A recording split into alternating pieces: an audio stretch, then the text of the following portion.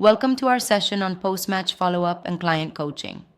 Today we're diving deep into how the process after a match can really steer clients toward lasting connections. Absolutely. It's fascinating how much importance is placed on the follow up after the first date, right?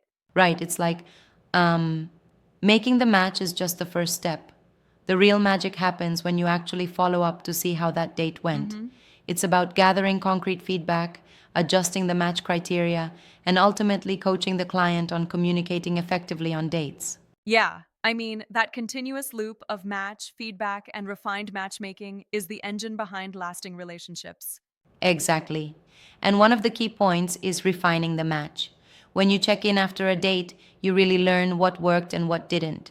This helps not only in creating better future matches, but also in coaching clients on their behavior and communication. Right. Speaking of coaching, I'm curious about how clients are guided on communication skills. What does that actually look like in practice? It's quite detailed.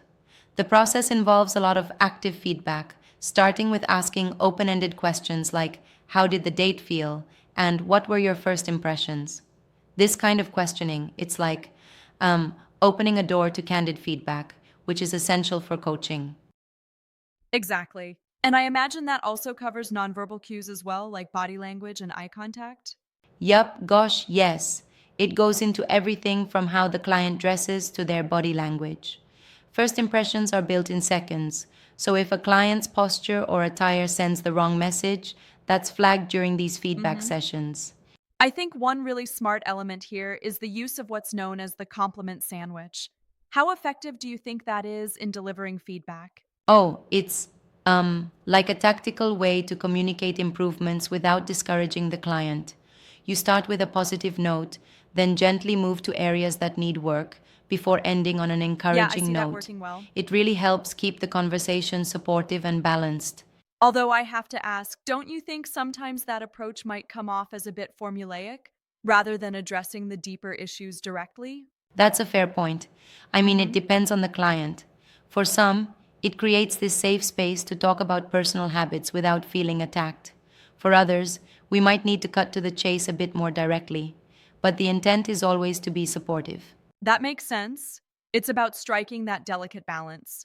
Now, besides communication, what about the specifics of first impressions and etiquette? Oh, great topic.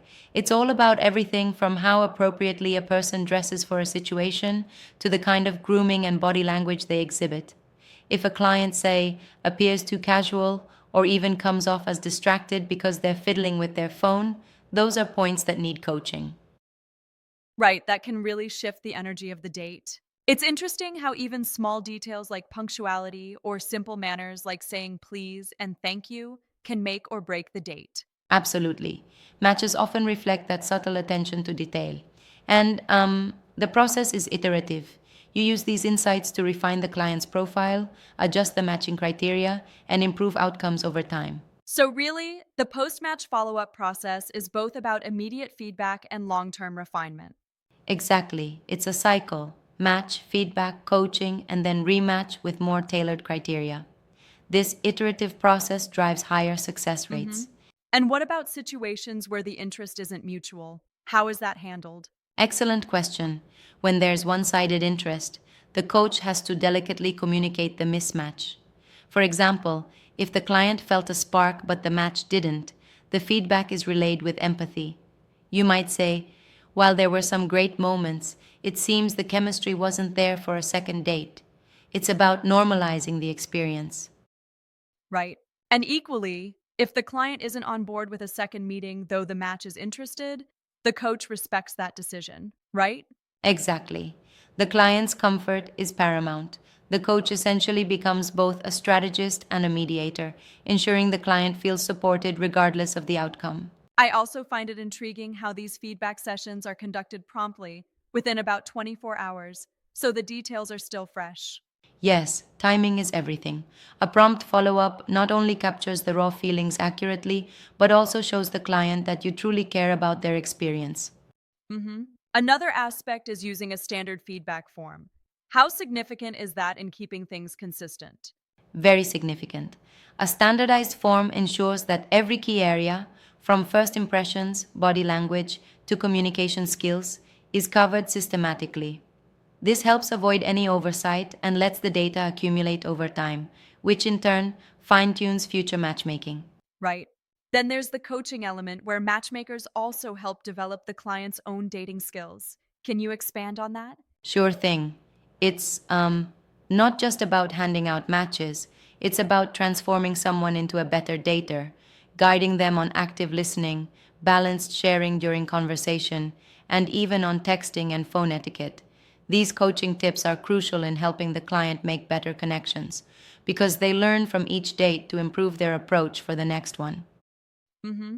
It seems like coaching really empowers clients to put forth their best self, especially when nerves and uncertainty can often get in the way. Exactly. And it's all about confidence and authenticity. Clients are coached to be genuine, looking after their presentation while still allowing their real personality shine through. Yep. And what strikes me is how, over time, this dual approach of matching and coaching really sets a high touch service apart from generic dating apps. Totally. It's like not just about ticking a box to get a date, but ensuring every interaction is a learning opportunity. It builds trust, meaning the client feels informed and empowered, knowing they're not just being set up, but are actually growing in their dating abilities. Right on. I also appreciate how coaching is tied to long term outcomes. It's not just the follow up after one date, but nurturing skills that lead to lasting, fulfilling relationships. Yes, and that's the ultimate goal. The coaching process is designed so that even if a match doesn't lead to a relationship, the client gains valuable insights, like developing a growth mindset. Every date becomes a stepping stone. hmm Before we wrap up, can we talk a bit about how feedback is documented? It seems crucial for continuous improvement. Absolutely. All feedback, whether positive or negative, needs to be meticulously recorded in the client's profile or CRM. This documentation is a goldmine for tracking patterns over multiple dates. It enables matchmakers to tweak criteria consistently, like noticing if the client often feels mismatched on ambition or if certain green flags consistently appear. Right, that systematic recording definitely provides a roadmap for improvement. And when all is said and done, guiding clients on whether to go for an additional date or to move on is what truly cements the success of the matchmaking process. Exactly. It's the decision making step. Based on the feedback, you might encourage a second date, or if there's no spark, pivot to finding someone new. This decision is strategic, ensuring every move is informed and measured. Absolutely.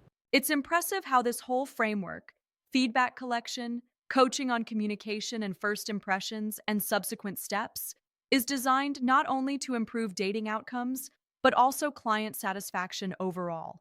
Exactly. By offering a comprehensive service that combines matchmaking with personalized coaching, matchmakers can truly differentiate themselves and deliver a far more impactful and holistic experience. Yep, this really underscores that great matchmaking is dynamic. It evolves with each date, each feedback conversation, and each coaching session. You got it. It's a continuous journey towards perfection in forming meaningful connections. Thanks for this engaging discussion. It's been really great unpacking these ideas together. Absolutely.